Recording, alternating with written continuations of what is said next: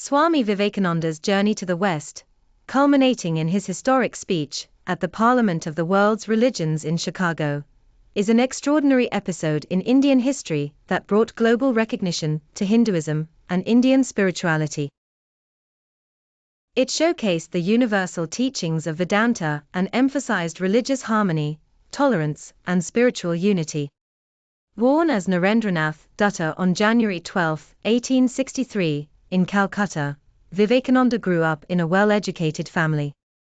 His father was an attorney, and his mother was deeply religious. From a young age, Vivekananda displayed a keen interest in spiritual matters. His quest for knowledge and spiritual truth led him to Ramakrishna Paramahamsa, the revered saint of Dakshineswar, who became his guru. Ramakrishna's teachings on the oneness of all religions and the experience of the divine, beyond dogma, deeply influenced Vivekananda.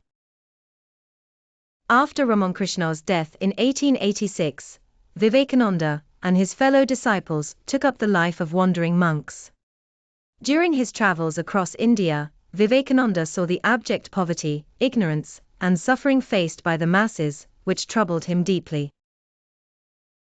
He recognized the need for India to reconnect with its spiritual roots, but also the importance of addressing the material and educational needs of the people.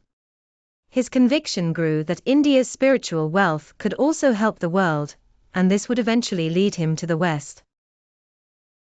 In the late 1880s and early 1890s, Vivekananda considered going abroad to spread the message of Vedanta and raise awareness about Indian philosophy.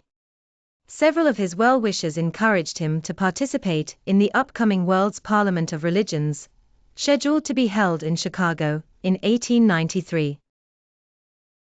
The Parliament was an unprecedented event, designed to bring together representatives of the world's religions to foster mutual understanding and respect. However, Vivekananda faced challenges. He had no financial means to undertake such a journey, and he was hesitant, unsure of how he would be received in the West. His internal conflict and external financial limitations delayed his decision.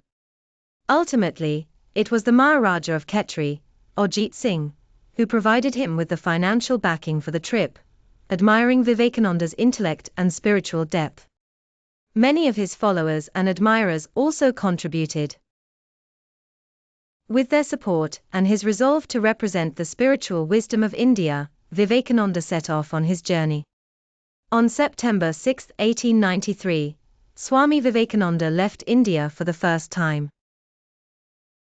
This departure marked the beginning of a journey that would change not only his life, but the global understanding of Indian spirituality. He traveled to Japan, visited China, and then crossed the Pacific to reach the United States, finally arriving in Chicago after months of travel. Despite his arrival, Vivekananda faced difficulties upon reaching Chicago. The Parliament of Religions was still some weeks away, and he did not have proper credentials or connections within the religious community. Additionally, he had arrived too early and found himself short of money. These difficulties forced him to leave Chicago and head to Boston, where he met Professor J.H. Wright of Harvard University. Professor Wright was so impressed by Vivekananda's knowledge and spiritual insight that he insisted on introducing him to the Parliament organizers.